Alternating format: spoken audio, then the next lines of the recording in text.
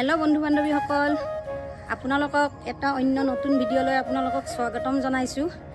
আজি আমি ৰাইজে সকলো একেলগ হৈছোঁ আৰু আমি আজি এটা প্ৰগ্ৰাম কৰা হৈছে। আজি আধা গিলাচ স্থাপন হ'ব। আমাৰ কৃষ্ণ মন্দিৰৰ কাম সম্পূৰ্ণ হৈছে আৰু আজি আমাৰ 12 নম্বৰ ৱাৰ্ডৰ কাউন্সিলৰ দীপঙ্কৰ ডাঙৰীয়া দেৱক নিমন্ত্ৰণ জনোৱা হৈছে আৰু আমাৰ বিধায়ক মহোদয় ৰমেন্দ্ৰ নাৰায়ণ দেৱক মানে নিমন্ত্ৰণ জনোৱা হৈছে। তেখেতলোক অলপ পিছত আহি পাব আৰু তেখেতলোকে আমাৰ আধা গিলাচ স্থাপন কৰিব আৰু মন্দিৰটো আমাৰ মানে চাব কিমান কাম হৈছে কি হৈছে আৰু তেখেতলোকৰ আশীৰ্বাদত আজি আমি এইখিনি আগবাঢ়িছোঁ।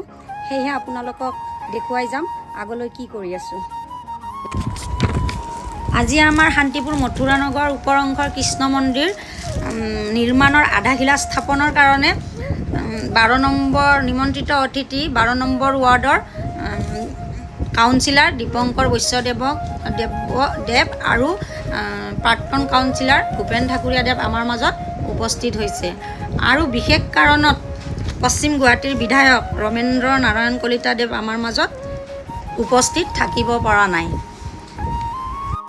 কাৰণ আমাৰ পাহাৰৰ ৰাস্তা পদূলিবোৰ খুবেই বেয়া।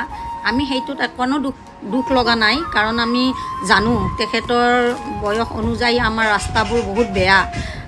আমিয়ে কেনেকৈ পাহাৰখন উঠি আহোঁ আমি নিজে ভাবি নাপাওঁ। সেয়েহে তেওঁ আহিব পৰা নাই যদিও আমি তেওঁৰ ওচৰত সদায়ে আমি তেওঁৰ ওচৰতে আছোঁ আৰু তেওঁৰ ওচৰতে থাকিম। আৰু আমাৰ 12 নম্বৰ ৱাৰ্ডৰ কাউন্সিলৰ শ্ৰী দীপঙ্কৰ বৈশ্যদেৱে আমাক যিখিনি সহায় কৰিছে আমি খুবেই তেওঁৰ ওচৰত আমি চিৰকৃতজ্ঞ।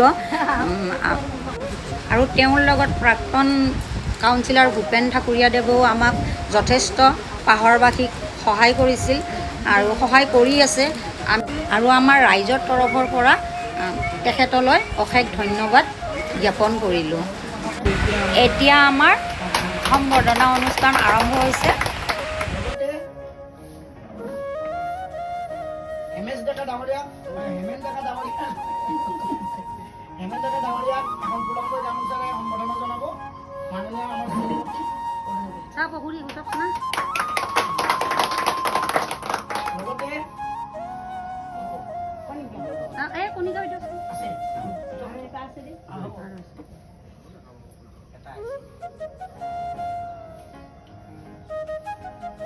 ইয়াতে আমাৰ আৰু এটা সম্বৰ্ধনা জনাব মাননীয় আমাৰ 12 নং ৱাৰ্ডৰ প্ৰাক্তন কাউন্সিলৰ ভূপেন ঠাকুৰীয়া দেৱক আমাৰ কলিতা ডাঙৰীয়া।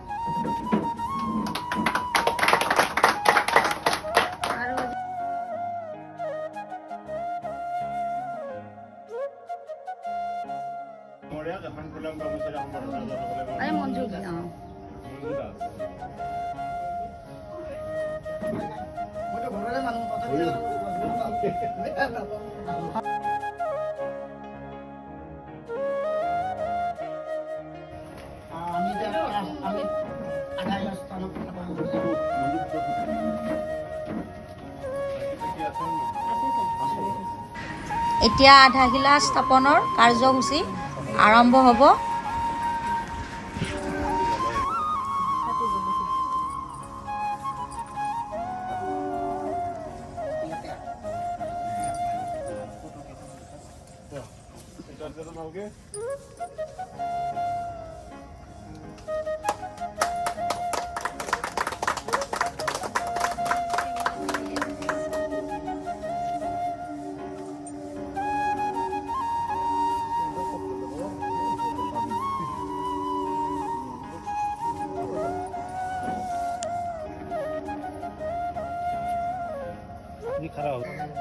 আমার এই অঞ্চলের একজন ব্যক্তি রবীন্দ্র ডাঙরিয়া আমার এই মন্দির পরিচালনা কমিটির আমার সভাপতি সম্পাদিকা আমার বিশ্ব সমাজ কমিটি আছে বা আমার মন্দির বাইদেউ আমার দেউলীদা সকল আইনাত্রীয়খন রাইজ খুব ভাল লাগছে যে মন্দিরটোত আমি গোটেইবিলাক একেমুখে আমি স্বীকাৰ কৰিছোঁ। তিনিজনে একেমুখে দিয়ে এটা শব্দ ওলাল যে পূজাত ভাল লাগছে। হেমেন্দাটো বেলেগ দেৱালে টাইপৰে কৈ দিলে যে আৰু ভাল হৈছে।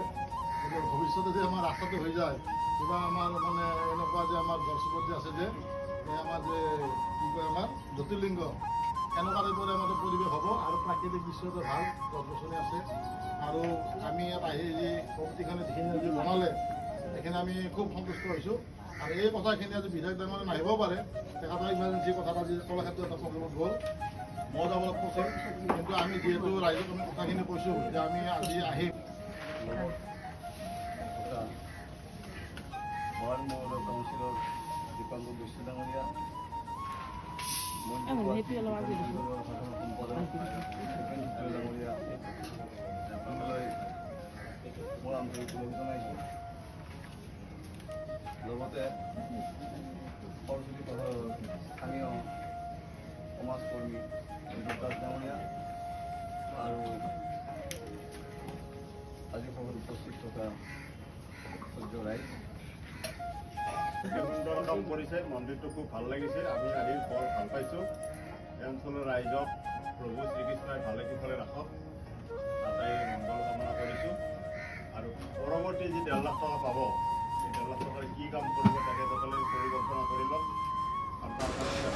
এতিয়া আমি সভা সামৰণি মাৰিব ওলাইছোঁ বাই